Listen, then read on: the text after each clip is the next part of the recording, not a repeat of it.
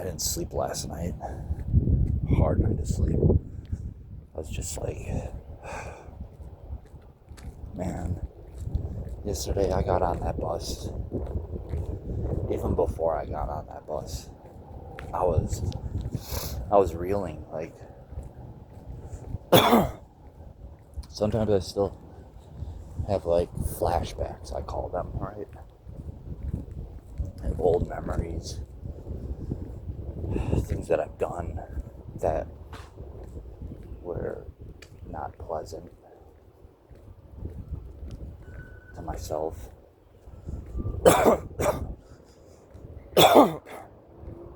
Like sometimes I'll like get stuck in those little flashbacks.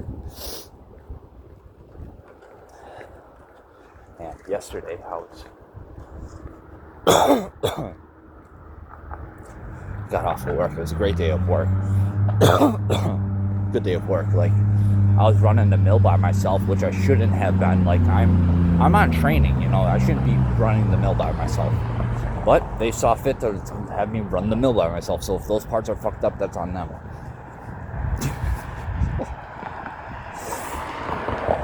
They're not, though. Everything's gonna be fine. I was measuring everything. They knew I could do it. Still, though, like, that wasn't wise. Like, what if some of the parts went out of whack? What if they broke their tolerances? What if inserts busted? Like, so many things can happen. For them to do that was very reckless. And I don't put it on the guy who hired me. I put it on the older guy that he hired as the floor manager or whatever. So two guys interviewed me. But the old guy only interviewed me for a second. And he was hired by the dude who interviewed me as a supervisor, I guess you would say, right? But he's only been there for some years. 3 or 4 years, if I remember correctly.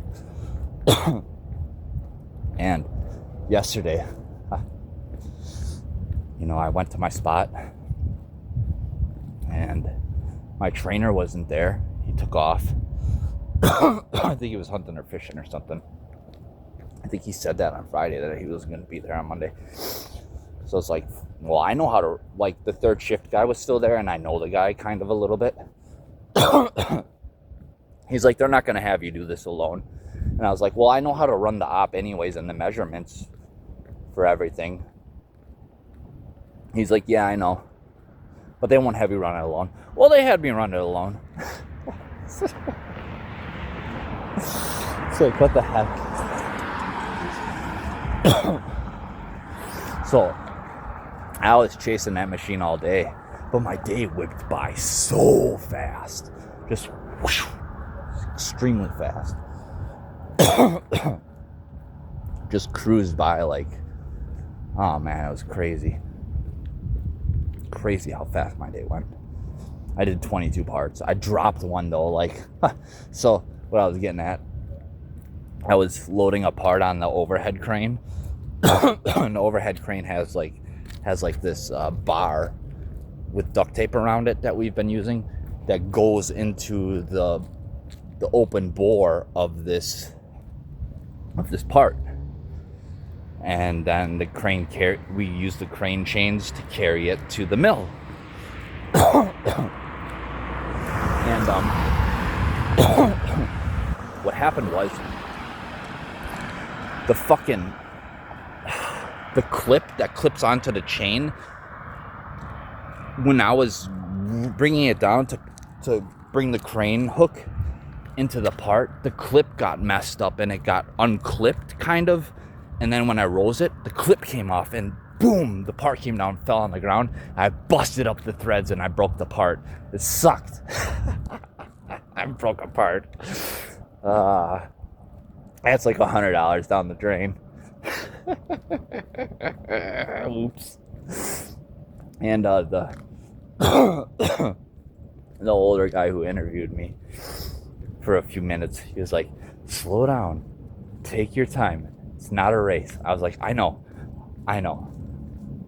But they should not have had me doing that by myself. Like, that wasn't cool. I'm in training. It's only my second weekend, you guys. Like, he should have known better. But he took a risk. And, I mean, whatever. Anyway, so I didn't get any sleep. Horrible night of sleep. Like, I got on that bus. Well, when I got out of work, I started getting plagued by these memories. I started reminiscing, right? Started getting in my own head. Started thinking about somebody. And like, I was looking at my wrist, my left wrist, and I have that tattoo of the heart and the hands that say till death. And I was looking at it and like my eyes watered up. I was like, this sucks. And by the time the bus pulled up, I had gotten on the bus, sat down. I was just sitting there like, and all these memories were swimming through my brain. All the like intimate moments, the times we've cuddled and snuggled and had intimate moments, like really intimate moments.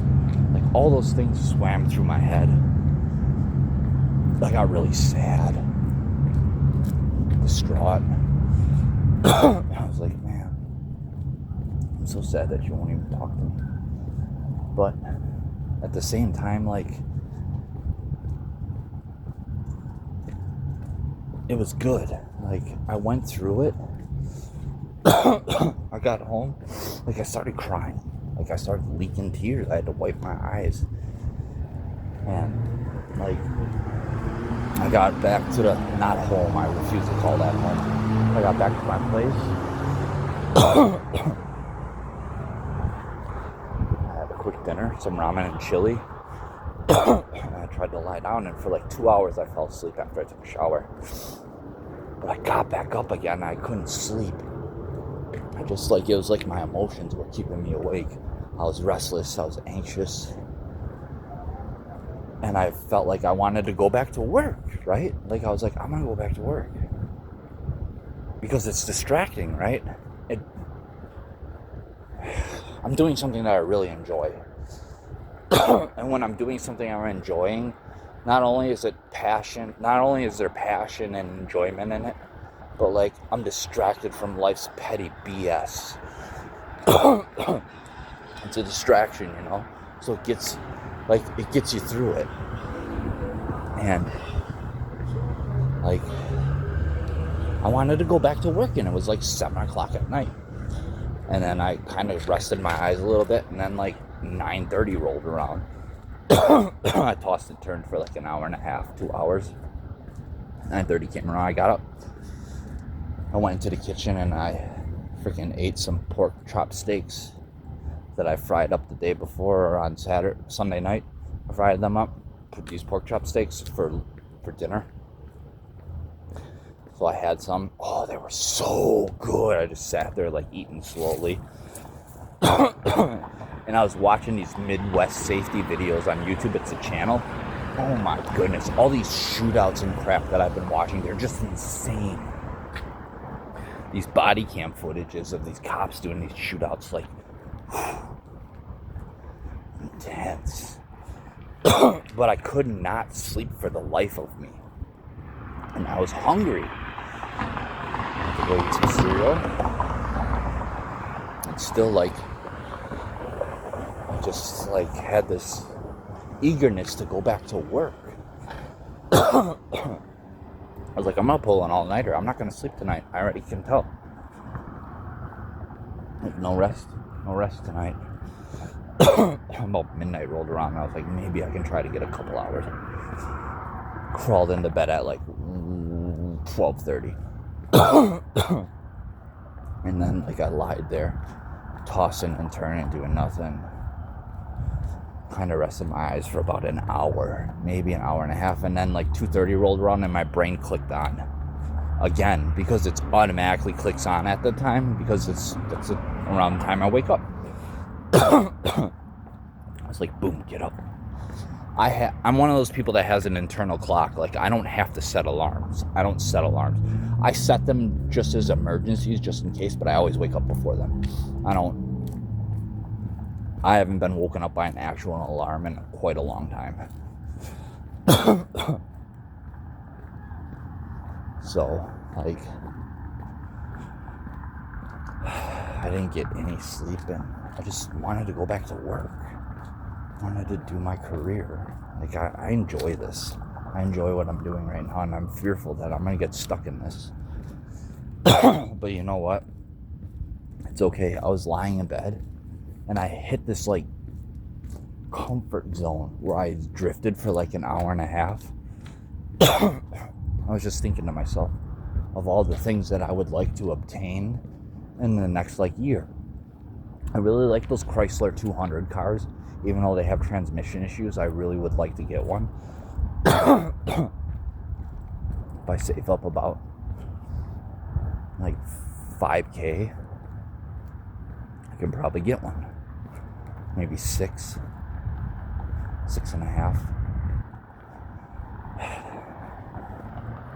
I really like those cars. They're cool cars. And I started thinking to myself, so our job gives paper checks unless you want a direct deposit. We just have to bring our direct deposit info, right? But I was thinking, well, shoot, like, I'm the type of person that will just keep letting paper checks generate over, like, a month period and not even use them. Like, that's the type of person I am. Like, I'll use one to satisfy me for the whole month, and then the rest will just gather money, right?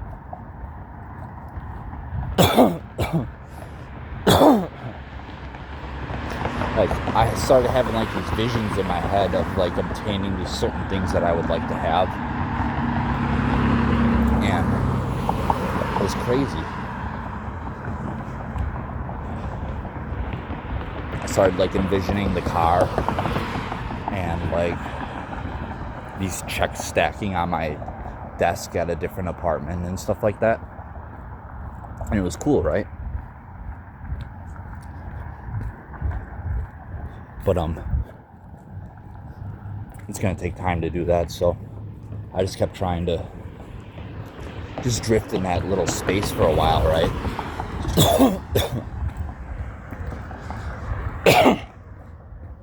And it was good. It felt good to just, like, have that, like, hour and a half of just drift half sleep where I'm, like, envisioning little visions of dreams and things that I would like to have as I continue to just save up money and move and all that stuff. And it's all so achievable, like, so easily. Like, all those things are so easy to get. It just takes a little time. I get paid decently already. And, like, my pay will jump a few dollars. So, like, I don't know. I have a very strange feeling that I'm going to end up... Michael said this to me yesterday. He's like, I'm rooting for you to become a counselor, but, like, I think you're going to fall into your passion of machining, and it's going to envelop you. And you'll stay with momentum. He wants to keep me. That's the thing. Like, he does not want to lose me. Michael does not want to lose me. That's why he said that. He's like, I'm rooting for you, man, to get your stuff and everything, and get your certificates and your license and everything, your counseling license, but, like, I think you're gonna love machining so much again that you're gonna continue to machine. You're just gonna pick up some peer support certificates and you're gonna help me with momentum. And then I thought to myself, what if I invest in this? What if I save up money, build up, like, save up some money, and then start building my credit again, start paying off my loans and stuff. If I started doing that, my credit will start going up. But even without the loans, like, what if I just saved up money and invested with them? Like, I could make money doing that. And it's not a half bad idea. But I don't know. I think what I'm really looking for is for him to approach me, and he's like, and he said this first. he said this in the text yesterday. He's like, I think when I get into an opportunity where I can offer you free rent to help run one of the houses a little bit while you work, you'll take the free rent and you'll work full time, but you'll also help run the house. And like, if he did something like that, it might swallow me up. I don't know what to do. So I'm just like going day by day with this stuff. Because I'm not sure exactly what route to take anymore. Like, I don't know exactly where the paths lead. I know the general direction of the paths, like I said in my last video. I know where I'm going. I know certain things that are in it to gain. But I don't know exactly where I'm going to. Like, am I going to be a counselor? Or am I going to run a house and maintain people's sobriety and give drug tests and look for loans and grants and yada, yada, yada, and shit like that, you know? Like, it's hard to figure out. It's a lot to, like, think of and shit. So, I think, with the work and school thing, it would be a little too much. But I think that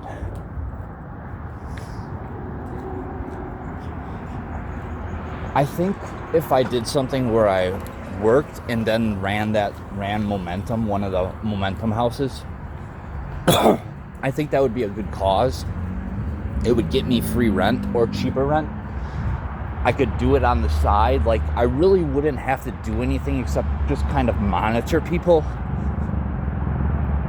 You know, like, it's not like I would actually have to, like, physically do much. It'd be more so an office job. It'd be more so, you know, I'm just in the house making sure shit doesn't go wrong. Especially on my off days, on the weekends. But especially when I'm there, when I get off of work, you know. Come home from work, make sure everybody's situated and good. Like, if I can work something out with him where he'll let me do that, give me free rent, let me run a house, also let me work full time, I will do that. Like, I would love to help people get their shit together in terms of addiction. Like, I'm good at it. I'm good at it. And I know when to say, like, no to people and shit. So, like, I think it would be a good idea. I don't know. I'm not sure what exactly to do. But I think running the sober living house on top of working for a while at least is a good idea and a good way to at least get my feet wet with counseling. The thing is, school is always there. Like, once I get locked into something and get comfortable, I'm not going to want to fix something that's not broken. That's the problem. That's where I feel anxious about it. Like, I don't know exactly what to do, so I'm just taking it one day at a time. I have a sneaking suspicion that I'm not going to go the counselor route for a while, and then I'm going to just end up running a house and being a house manager.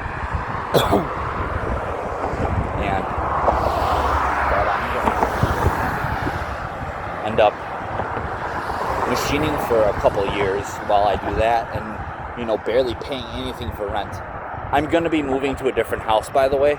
So I found out he's opening this house off of 55th and Locust, which is right by Wauwatosa. It's right by 60th Street. Past 43rd, which is past the hood, in my opinion. Like, as long as you pass Miller Parkway / 43rd / Sherman Street, you are outside of the main ghetto areas, right? It's still somewhat north, but it's more so in the Wauwatosa area. I looked up the area too. The crime rate is a 43% decrease or something like that, and it's much safer, much more beautiful, much nicer. The house would only have 3 people in it. 2 of the people I already know. The rent would be $800. But, like, It would be $800 a month, but it would only be 3 people. It would be in a better side of town. But like, he needs to cut a deal with me. I can't do 800. Like, me and him have to work something out with the rent. Where like I can be like, listen, dude, how about this? Because how about you have me take care of that house on the weekends? You give me half rent. I clean that house on the weekends. I make sure it's nice. I make sure it looks nice. I take care of it on the weekends on my days off. You give me half rent. If he would like bust a deal with like me for that, for like $400 a month, and let me work, and then just let me like micromanage the house a little bit over 3 people, easy to do, right? So I don't know what to do. I don't know what to do.